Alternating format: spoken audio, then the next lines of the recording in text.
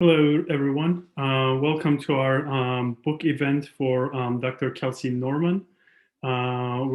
She's gonna be discussing her newly published book, Reluctant Reception, for us. It's a great book. Um, so let me start off by giving you an introduction to the book and also to our panelists today, Kelsey Norman and Abdoul Raouf. And then we'll switch gears to give Kelsey the microphone, the proverbial microphone, and then have Abdoul Raouf talk about his experiences. And then we'll have the Q&A at the end of our event today. So Kelsey Norman's book, Reluctant Reception, addresses the shifting dynamics of migration and refugee movement, primarily in the Middle East and North Africa regions. In particular, the observation that countries that served as transitional hubs for migrants and refugees increasingly turn into semi-permanent or permanent homes for these individuals.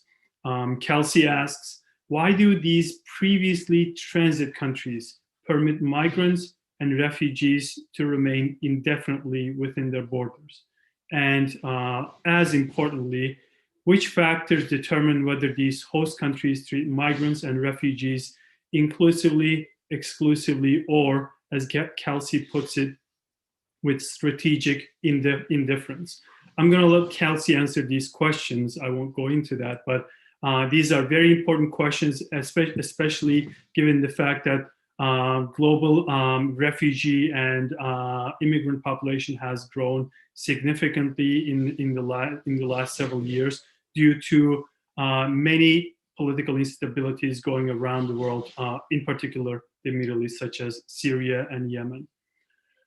Kelsey Norman, Dr. Kelsey Norman is a fellow for the Middle East and director of the Women's Rights, Human Rights and Refugees program at Rice University's Baker Institute for Public Policy.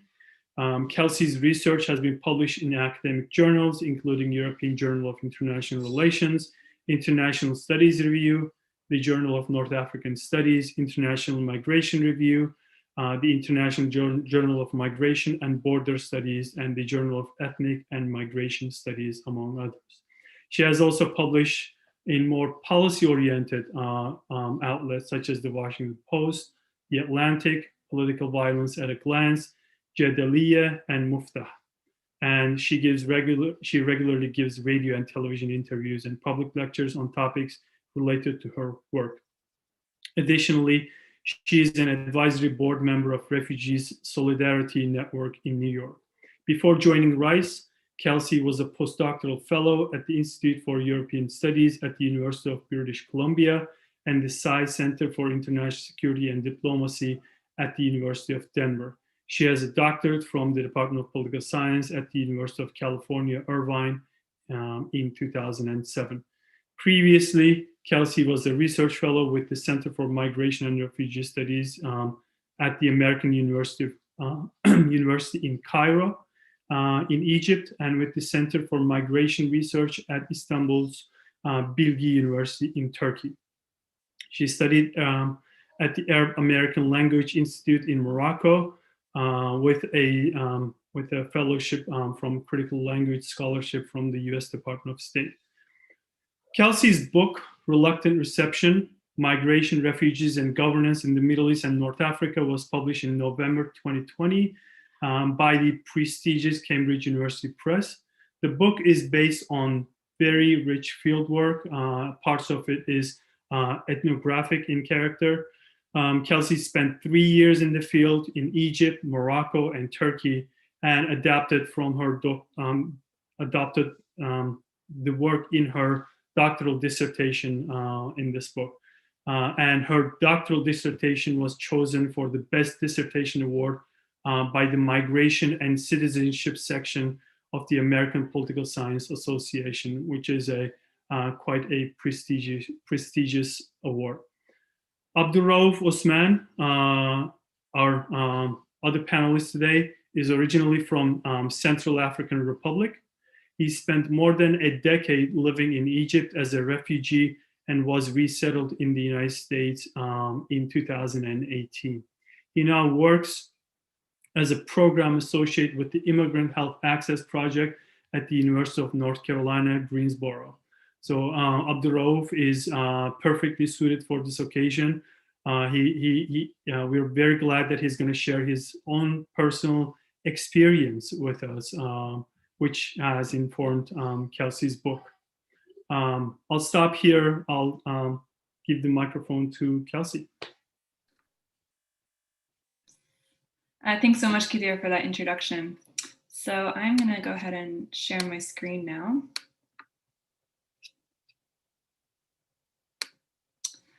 And I'm just going to give you a very brief summary of this book. I don't want to take up too much time because I want to have this discussion with Raouf. But I'll just give you a bit of a broad overview. And if you're interested, hopefully you might consider picking it up.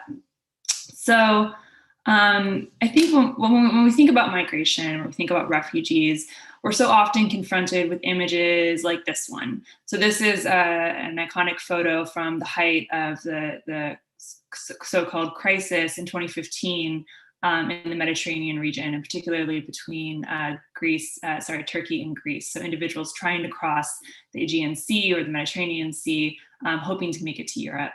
And I think because we're so inundated with pictures like this one that depict migratory journeys, usually from countries of the global south to countries of the global north, we tend to think that that's how migration happens, right? That involves these perilous journeys, and that people are always seeking out opportunities to migrate, whether they're themselves migrants or asylum seekers or soon to be refugees, hoping to reach countries of the global north. If we look at 2015, though, so that same sort of moment of so-called crisis, we can see that despite these overwhelming headlines and these photos that we saw at that time, most people, and Syrians in particular, didn't actually reach Europe. So you can see from this infographic that the green dots here are individual asylum applications that were filed in Europe, in countries of Europe, between 2015 and 2016. And those green dots really pale in comparison to the number of Syrian refugees, registered Syrian refugees who were living in countries that neighbor Syria. So countries like Turkey, Lebanon, Egypt, Jordan, or Iraq. So again, we wouldn't necessarily know that from, I think, the headlines in newspapers, policy articles, even academic studies that we saw at the time. And this actually speaks to a broader phenomenon. So beyond 2015, beyond Syrian refugees in particular, when we think about international migration, again, we usually think about people going from countries of the global south to countries of the global north. But if we look at the circle on the left, the graph on the left, it is a slight majority of migrants that end up residing in countries of the global north, countries like the US or countries in Europe. But it's almost half of the world's migrants that end up living in countries of the global south. And for refugees, this is much more pronounced. So 86.3% of refugees live in countries of the global south versus just a small minority that end up getting to countries of the global north. And so, in comparison to that image I just showed you in the last slide, why is it that we don't think of countries of the global south as host states? I think when we do think of them, as Kadir mentioned in the introduction, we tend to think of them as transit countries. So these are countries that people are just passing through en route to the global north. But the reality is that people end up staying in countries of the global south for long periods of time.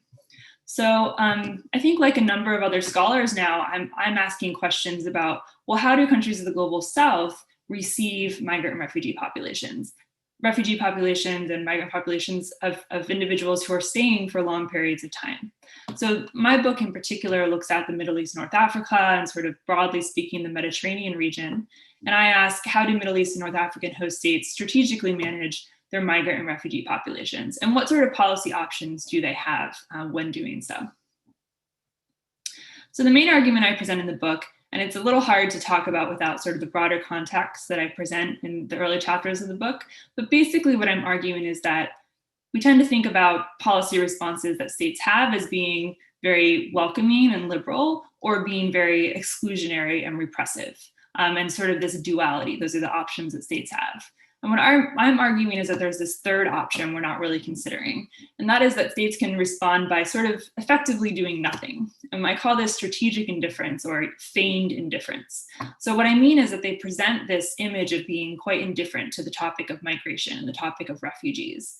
And what that does is it invites international and domestic NGOs to step in and provide services to migrants and refugees that the host state doesn't have to do because these other organizations are doing it on their behalf.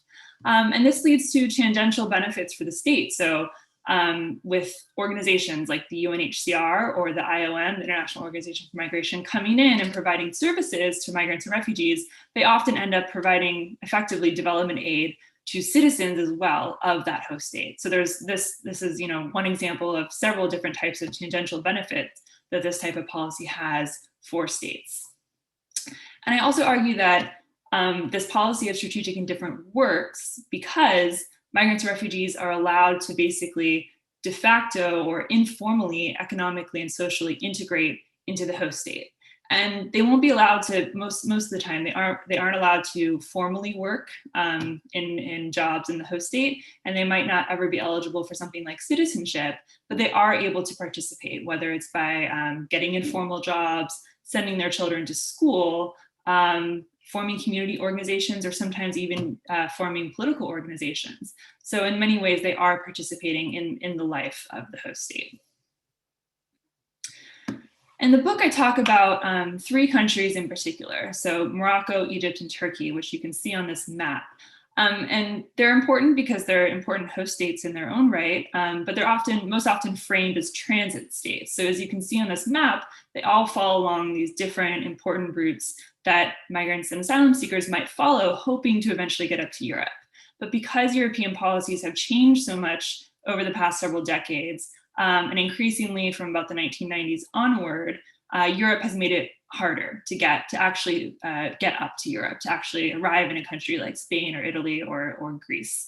And as a result, people have been staying, migrants, refugees, asylum seekers have been staying in countries like Morocco, Egypt, and Turkey for longer periods of time. So that's what prompts this question of, well, then how does the state respond? And basically, this project, as Kadir mentioned, involved approximately 3 years of fieldwork carried out in those 3 host countries. In total, about 130 interviews carried out over that time period.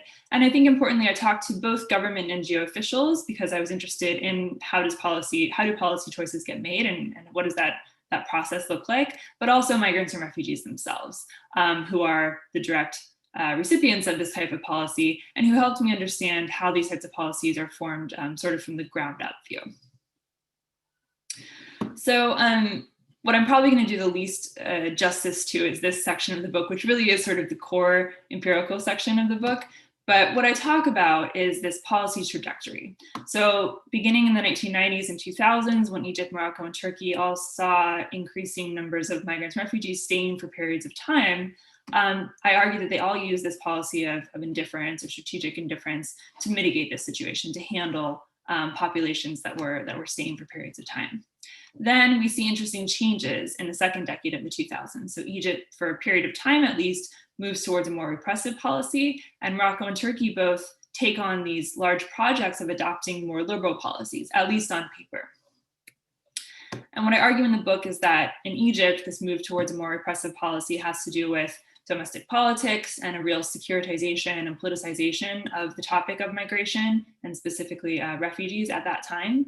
And then with Morocco and Turkey, it has to do with a combination of shaming that occurred at the international level towards how Morocco and Turkey have been treating asylum seekers and migrants up until that time, as well as diplomatic incentives. And I think that's really a key aspect of the book, is that Morocco and Turkey are countries that, even if they might be somewhat authoritarian with their governance at times, sometimes more than others, they still care about this outward appearance of human rights and appearing like a good actor. And so this shaming technique worked in that regard. And also Morocco and Turkey cared about their relationship with powerful countries like those in Europe, as well as important sending countries. In Morocco in particular, the case of West African countries, and wanting to project a certain image towards those countries. So diplomacy and possible economic benefits become really important.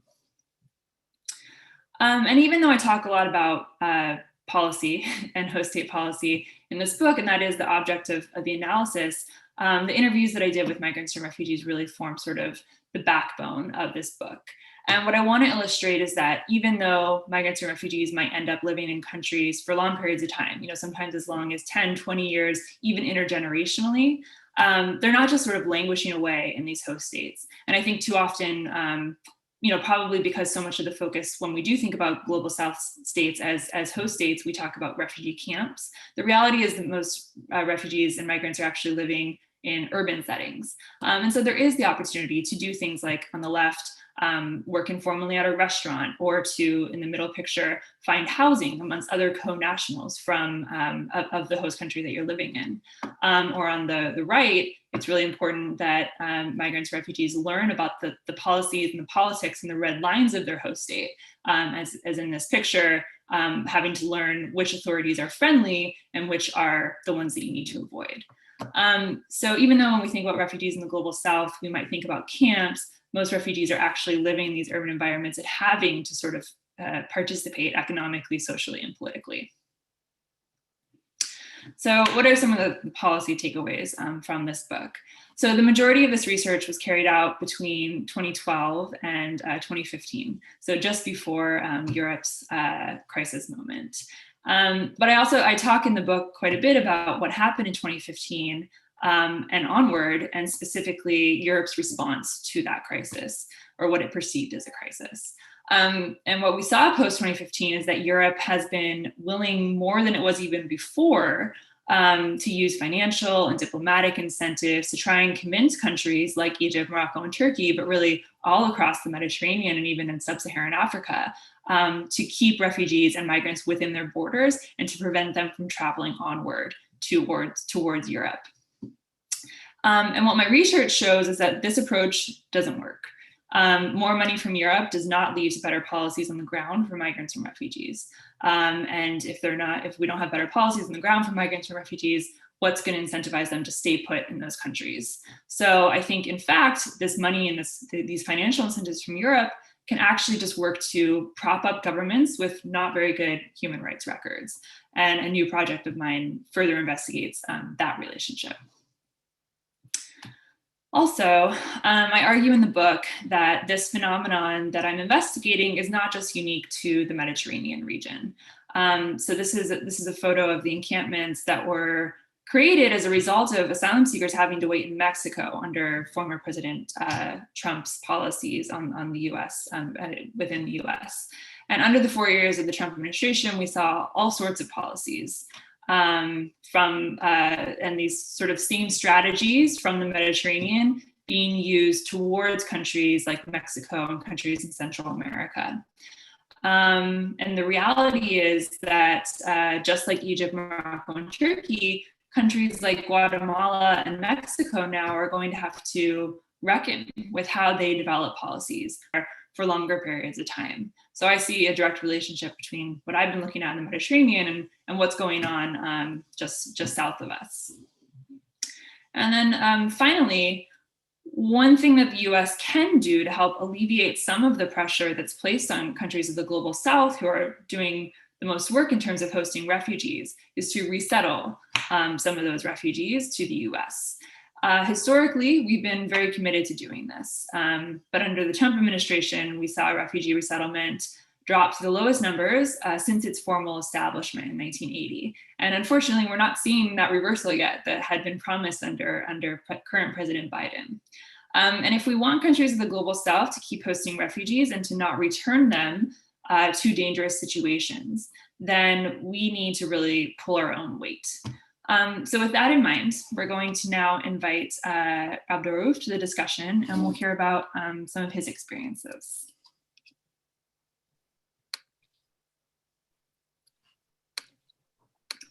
Hi, Raouf. How are you doing today? I'm doing well. How are you? I'm great. Thank you. Thanks so much for joining us. So maybe starting off, we can just hear where are you from? And can you tell us about originally why you left your home country, what year that was, and how old you were? Okay. I left Central Africa. It was in 2001. I was 18 years, I guess, with a few months.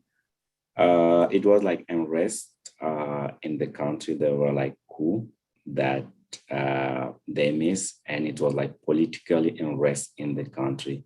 So that's why I left Central African Republic for Egypt.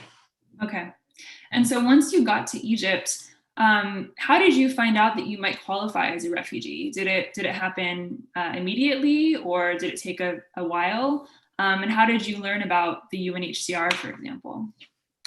When I reached Egypt, I didn't know like what refugee means and if I'm a refugee or not. So I was just in Egypt, it's safe, and I was staying with some students. So I registered to study, to go to school there. So I went to school. I just find out like I might be a refugee in 2008 when I joined AUC, the American University in Cairo, the program called Start a Student Take Action for Refugees to learn English. At the time that I realized that I might be qualified or I can be a refugee. So interesting. So I think a lot of people think about, people strategically leave their countries in order to qualify as a refugee, and it might be true, but I think your case highlights how there might be this long gap. So between 2001 and 2008, you were living in Egypt, but not as a refugee. Yeah. Okay. And how long, once you learned about the UNHCR, how long did it take between first going to the UNHCR and then actually qualifying as a refugee? And then what was that process like? When I learned in 2008, I didn't go and register as an asylum seeker. I didn't go. I was just continuing like doing my work and studying. And after Arab Spring, when the revolution started in 2011, so when I didn't feel safe at the time that I went to UNICEF and I registered. So I registered in 2011. I got yellow card asylum seeker, and a year after, in 2012, at the time that I was recognized as a refugee, official refugee. Okay.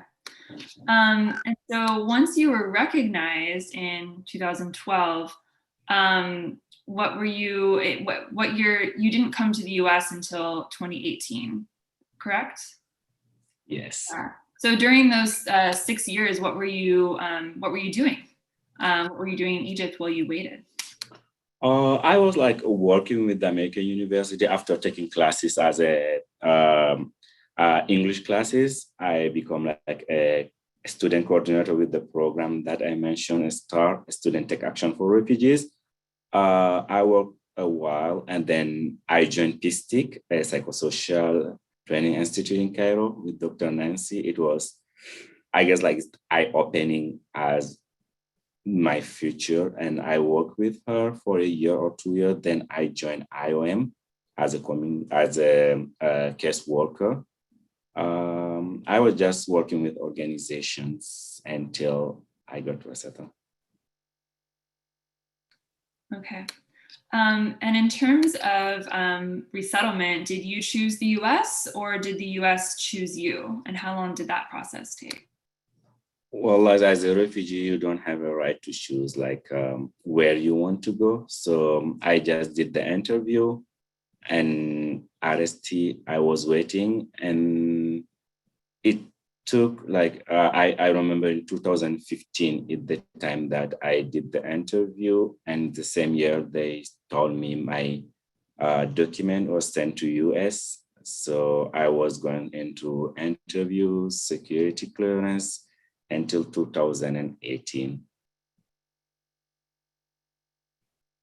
that I got resettled. Okay. And once you arrived in the US, were you assisted by the government or by NGOs, or how did you manage? When I came, I found like an organization, Church Work Service was waiting for me. So they took me. I found like they find an apartment for me with a roommate, and they were taking care of me, I guess, mostly for 3 months. So they were like in charge and everything. I think that it was like part of the government and part like other program that they have. So that would take care of me. Okay. And when you first got here, I know that refugees have to find work pretty immediately after arriving in the US. So what were you first working as, or what kind of work did you do initially? And then how did you find your current position working for the University of North Carolina? I was working in like the church work service, like when I was taking classes, job classes, and they find job for me. It was in a factory like that make door like wood, like door, like the wood of the door. So I was working on the factory. While I was working, I was applying for other job with organizations. So I apply here at CNNC or UNCG as a community house worker. It was part-time. So I worked with them for about 3 or 4 months. Then I become full-time working as a community house worker. That's so great. I'm so glad that you found something that you could use all of your experience working with refugees in Cairo and use that towards this new position. And then one last question. Why do you think refugee resettlement is important? Wow. It's really important because like people as a refugee, we live all our life thinking like, because like we cannot go back home, it's not safe. And in host countries also is not safe. So like the dream that we are living, we need some place to stay stable and start our life. So even when you want to do something in host country, you cannot do it because you have hope that you will be in another country and be stable, be safe. So you are in limbo, you don't know when and where. So mentally it's like hard for a refugee like to live in host countries. So when like you get resettled at the time that you know that, okay, now I need to work and to improve myself to be like stable and independent. But while you are in host country, it's really difficult to do that because you don't know. And every time you're thinking, oh, they might call me, or they might call me, or I might go to this country. So it's really hard. Mentally, you are not stable. So with resettlement, it's really important because people will be like in good mental health and also like live their life and their family. So even though you spent, I guess in total 17 years in Egypt, you didn't feel like you could really create a life there. It wasn't until you got resettled that you were able to sort of plan your future? I was like doing things, but I always knew that is not the place that I will stay. Is not because like in Egypt, even you stay 20 years, you will not be a citizen, and without being a citizen, and my country is not stable. So it's always like I wonder where I will end up and how my life will be, and I'm going to live all my life as a refugee in Egypt. And so it's like a lot of questions. So it's not feeling like independent or like, yes, now I'm stable, I can do things, I can do projects. It's always like short-term project, not long-term projects as a human. Okay, thank you so much, Raouf, for providing your insight and sharing your experiences. I'm going to hand it back over to Kadir now so that we can hear about some questions from the audience. Thank you very much to both Kelsey and Raouf. This was a great discussion, and thank you, Raouf, for sharing your experiences. We have some audience questions. We have a number of questions that maybe we can ask Raouf to begin our conversation, and then we'll switch gears to talk about Kelsey's book. One audience member is asking number of questions. So from 2001 to 2008, what type of migration document did you have in Egypt? How were you able to study there? To Raouf. Yeah, go ahead. Let's have you answer the question first. Okay, thank you for the question. Like when I left like Central Africa, I had a passport. So with the passport, like is valid for that time it was like 3 years. So it was like a good thing. So that is the only document that I have, my passport. So in Egypt, like there a university called El Azhar University. So if you are Muslim, you can apply. At that time, like they take everyone to study. So that, and I want to study. And that is the way that I'm able to study. So it was, I can say, is a lack. And also, yeah, because like after that, they closed, not everyone who can come and just register and study. So, yeah. Thank you. Another question, where is your family? Did they live with you in Egypt? No, I was alone. My family, like some of them are in Cameroon and other are in Central African Republic. So I lived more than 17 years without seeing any member of my family. It's a long time. Yeah. Long time. And last question to you for the time being. How did you pick Egypt? I didn't pick Egypt. It's like when there were like unrest, and my uncle has a friend. So he's the one who told me like, oh, there's a chance to go to Egypt. You want to go? I say yes. So I just wanted to go out of the country. So he got a visa for me. So I just flew to Egypt directly. Okay, so an opportunity presented itself and you grabbed it. Yes. Okay. So Kelsey, so one audience member is asking, there is a gap. So there are two questions. There is a gap between the total number of Syrian refugees in Egypt, in UNHCR, and government of Egypt's records. What's the source of this difference, this discrepancy? Second, what are the reasons for leaders in Egypt to politicize and securitize the Syrian refugees? You mentioned domestic politics. Can you elaborate on this a little bit? Sure, good questions. Yeah, it was interesting to see. I mean, I think this is a general trend. It's not just particular to Syrians, this undercounting of refugees in a country. That's because the numbers that are usually gone by are from the UNHCR, the UN Refugee Agency. So as Raouf talked about in his comments, most refugees at some point, if you come to a host country where the UNHCR handles most refugee issues, you'll come to learn about this organization and you'll go register there. But not everyone does. And that might be, in Raouf's case, for example, he just didn't know about the refugee agency. So why would he necessarily have gone, until he learned about it from friends, from colleagues, whomever. Others might intentionally avoid registering. So in the case of Syrians in Egypt in particular, and in other host countries where they've ended up, they might be fearful that the UNHCR, an organization that maybe they don't know much about, that it might communicate those numbers or their names or information about their families back to authorities in Syria. So there's a worry that their information and where they ended up could be passed on to the very country that they fled from.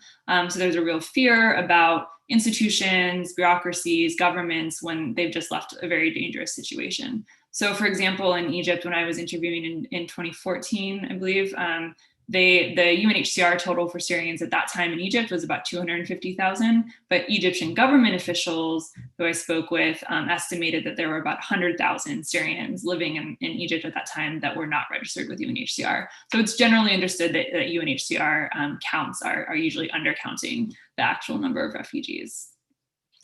And then the second question, I guess just elaborating a bit on the chapter in my book on Egypt. So, especially the time that I was doing research, it was really interesting to see this pretty drastic change in policy between 2012, when Syrians started coming in large numbers to Egypt, and 2014, when I was doing more interviews, because there had been this huge governmental change in Egypt, of course, as well. So under former President Mohamed Morsi, who was receiving Syrians in 2012, there was quite a welcoming policy towards Syrians. So they were eligible for certain benefits from the state that other refugee groups were not necessarily eligible for, things like access to schools, Egyptian public schools, or hospitals, or bread subsidies, etc. And then under the subsequent government, the military leadership, and eventually the rise of current President Abdel Fattah Sisi, we saw quite a shift in how Syrians were treated. So technically some of those privileges were upheld under the subsequent military government, but the de facto treatment towards Syrians changed really drastically in 2013 after the the removal of former President Mohamed Morsi because Morsi had offered certain benefits to Syrians. So Syrians became affiliated with his government and with the Ikhwan, with the Muslim Brotherhood in Egypt, and then sort of became demonized under the subsequent military leadership. So I talk in my book about, examples of Syrians I spoke with who talked about getting, being deposited, and they were with a taxi driver, and the taxi driver heard them speaking in the Syrian dialect, and the taxi driver dropped them off in front of the Ministry of the Interior and started yelling that he had Syrians in his car. Or people having to flee, feeling like they had to flee towards Europe from the north coast of Egypt because the situation became so bad for Syrians specifically in Egypt at that time. And on subsequent trips back to Egypt, it's clear that this policy, the way Syrians are treated, has changed, and it's not that way anymore. But there was this moment when Syrians specifically, and then kind of refugees more broadly, were really politicized and really demonized.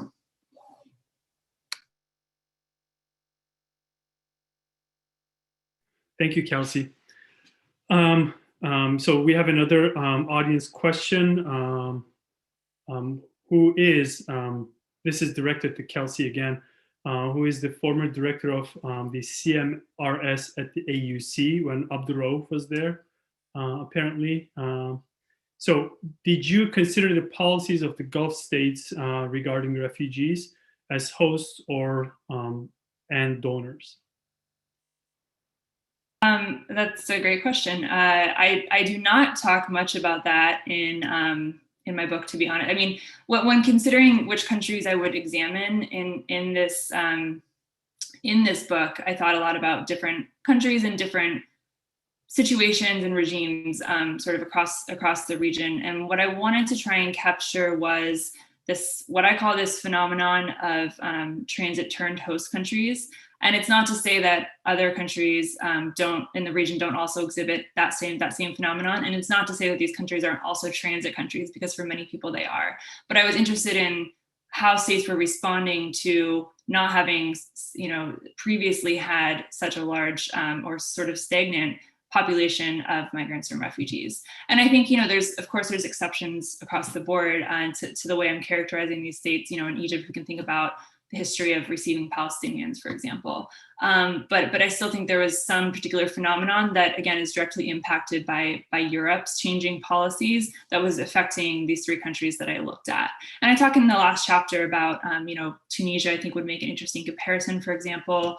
And I talk about other policy regimes that we see in place across the region. So in the Gulf states and the way they manage and receive migrants in the kafala system, et cetera. But that wasn't sort of the main object of analysis for this book.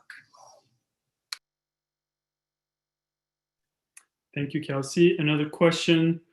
You mentioned strategic indifference as the way governments have dealt with refugees. When you are doing field research, did you also feel like host communities, societies were indifferent towards migrants and asylum seekers, or was their response different than their states?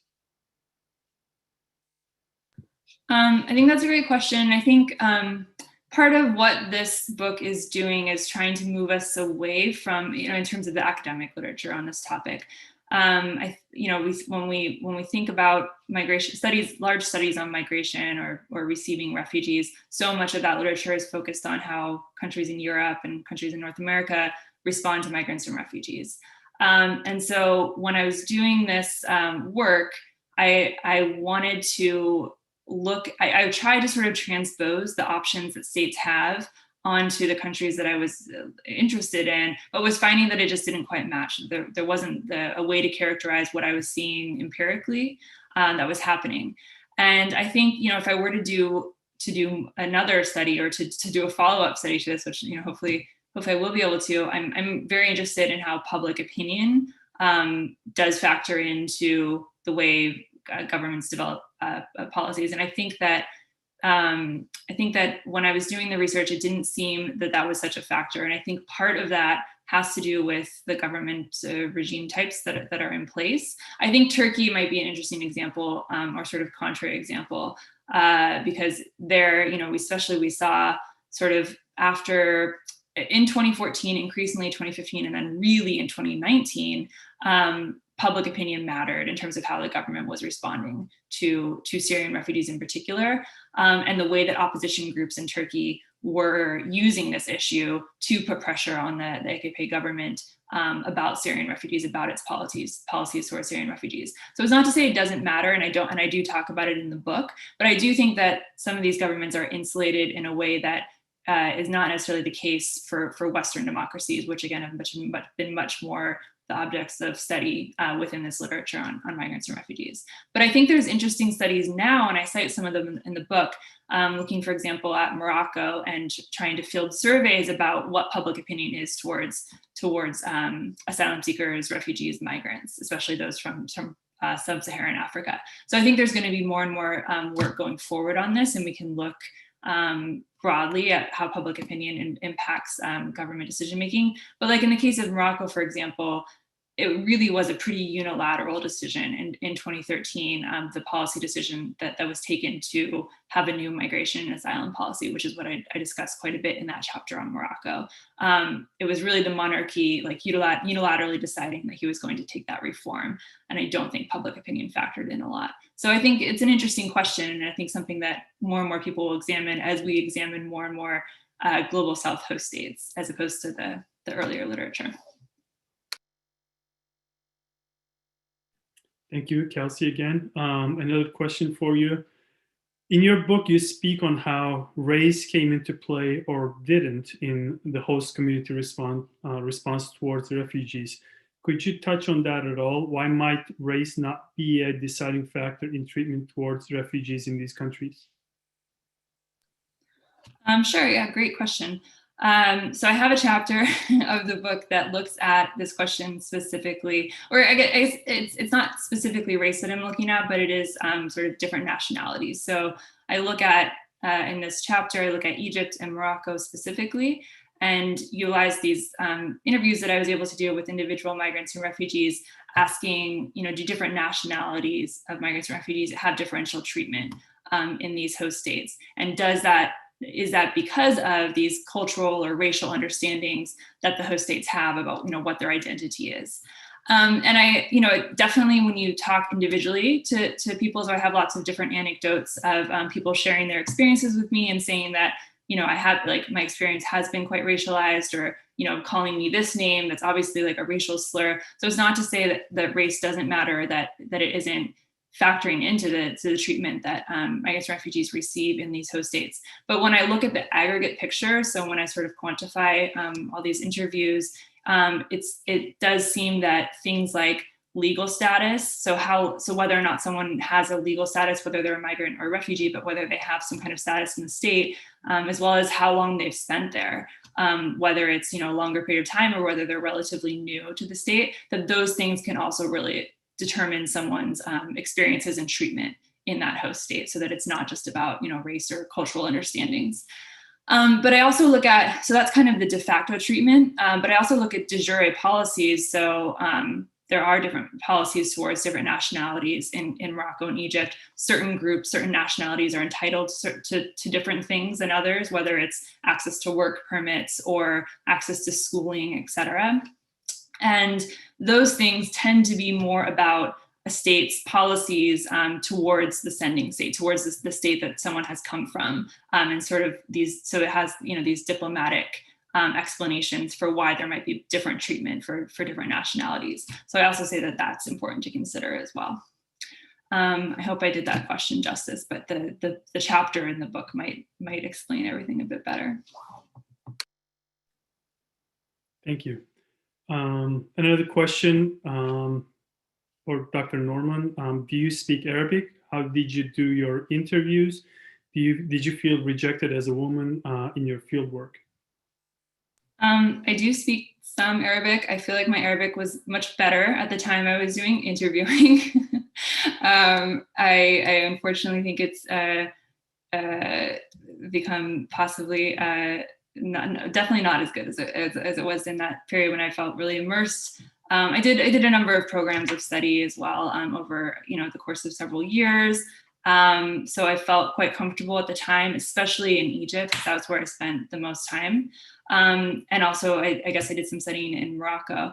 I did end up, so I also speak some French, but not, especially when I first got to Morocco, I felt quite uncomfortable in French and did like a refresher course at the Institut Français there. And so I did hire an interpreter for some of the initial Moroccan interviews that were going to be in French. And then in Turkey, I actually don't speak any Turkish. I'm sorry to say, Kadir in particular, but in that case, I was able to utilize a combination of Arabic, English, and French, I felt, for the interviews I was doing, because so many of the government or NGO officials that I was speaking with were comfortable communicating in English. And then for those migrant refugees I was speaking with, I was able to use a combination of those languages. So that's kind of how it all played out. In terms of your question about being a woman doing field work, this is a really difficult question for me, because whilst I don't want to play into sort of tropes of being, of countries I was doing research in, having certain policies towards women or practices towards women, or these types of ideas. At the same time, there were questions about certain places I would go alone, and is that a wise decision? And this is something you think about as a woman in any context, in the U.S. or in any country, right? So these are always questions that are important to keep in mind, and I think we hopefully can have more conversations about this type of thing when doing academic research. But I did feel quite comfortable, and I felt quite, so I think a key for me in doing this project was the ability to make several trips over several long periods of time, right? So it takes rapport. So you have to build a sense of community and trust with people. And my study only works because individuals who I was able to speak with then felt comfortable referring me to other people that they knew.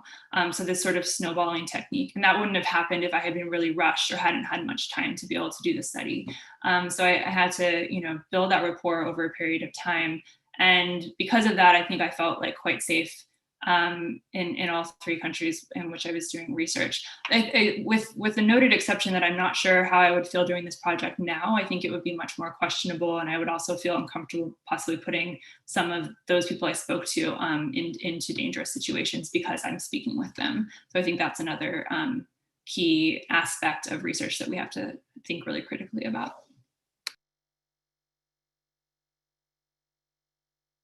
Thank you. One more audience question. How did Morsi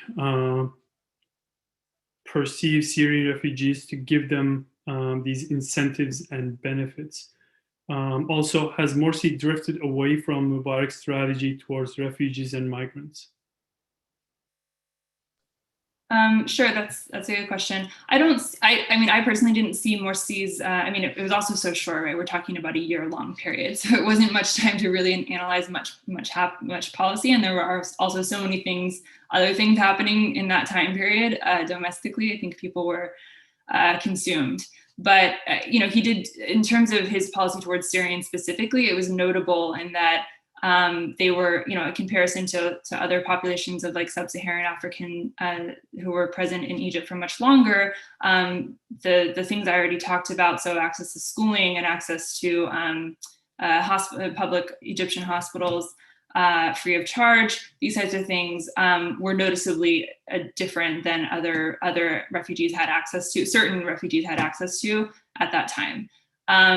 So, I don't think his overall approach was drastically different from what had existed under Mubarak, but there was sort of noticeable extension towards Syrian refugees.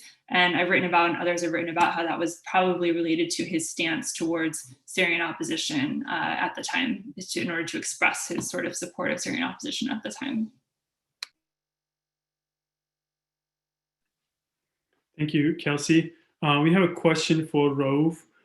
Do you still feel like a refugee, or has that all changed for you since resettlement? Well, I guess when I came with the previous president, I still feel like I'm a refugee, because also when I came 2018 until lately, even in the United States, things are not stable. And when the election starts, so things are not so stable yet. So I still feel like I'm a refugee. I feel like once you're a refugee, you will always be a refugee. Sometime when they ask me, how did you come in the United States? I come as a refugee. So I get this is will not go away as a refugee, but I feel more stable, and I feel more like I can build my future, or I can build things. So I get that what changed from Egypt, that I cannot build and I don't know where I will go. But here I have the clear path that I will see it. I will get my green card. After that, I will be a citizen. So that is comfort, is like more easiest. I know where I'm going. I hope I answer it right. Thank you. One more question for Kelsey. Some of the states that let refugees and migrants transit through their territories without settling in, as Abdoul Raouf was saying, for example, do so because they benefit from the contribution of these migrants to their country's development. A good example is, for example, how the great majority of Syrians who are not registered as refugees in Egypt have been able to establish their individual businesses, particularly in the food and catering fields. Have you considered this aspect in your research? Yeah, that's a great question. I mean, I think I'll say that I don't really talk about sort of Syrian contributions to the Egyptian economy so much in the book, because that was sort of probably underway as I was doing a lot of my research. But then has, from what I understand from more recent trips to Egypt, has really taken off since then and been much more sort of welcomed by the current government.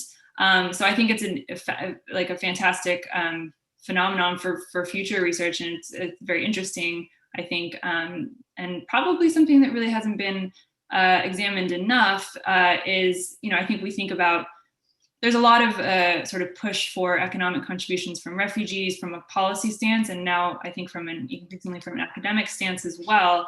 I think that there are drawbacks and benefits to thinking about refugees as potential economic contributors to a host country, because that's really conflating the way in which these two systems, in terms of someone leaving their home country for particular reasons versus others leaving for a different set of reasons. It's sort of conflating those two systems, and I think that this is a really thorny issue, because I think so many refugees just want to contribute economically to the host state that they're in, and like Raouf was saying, want to be given more options to do that in a more permanent or lasting or formal way. But at the same time, if we think about refugees as just their economic benefit to receiving countries, then it's easy to think, well, in a time of economic downturn or what have you, that they will then, that will be grounds for exclusion. And I think accepting refugees should be about providing protection rather than their potential economic contributions to that state. So I think it's a really difficult issue. I don't think I can come down clearly on either side of that, but I think it's something worth continuing to discuss, because I think there's positives and downsides to both ways. Thank you, Kelsey. So we have a question to both of you, both Raouf and Kelsey. The question is for you, asking you to comment on your views, experiences of how NGOs and other civil society and aid organizations may have a role in creating opportunities for refugees in transit limbo to continue to build themselves while in transit, so their life is not just on hold. And especially any comments from both about how much such opportunities in transit may have any positive preparation for refugees once they get to their country of resettlement. Raouf, Both do of you. Go ahead and comment first. Okay, thank you. Well, I will talk from my experience that how like the NGOs and helped me, or like society helped me in Egypt. Like, because like when I came to Egypt, I do not speak English, I just speak French. So by me going to AUC store, I started learning English. So there I joined I did interpreting classes, CCIP, that they have that. So there are a lot of education that helped me. Then I joined PSTIC. So it's opened my eyes. It's also like prepare me as a person to find out what exactly I want in my life, because there are a lot of like organizations that track refugees and train them and to let them help their community, like Pistic, the way that Dr. Nancy trained me to be a psychosocial worker. From there, I help other community.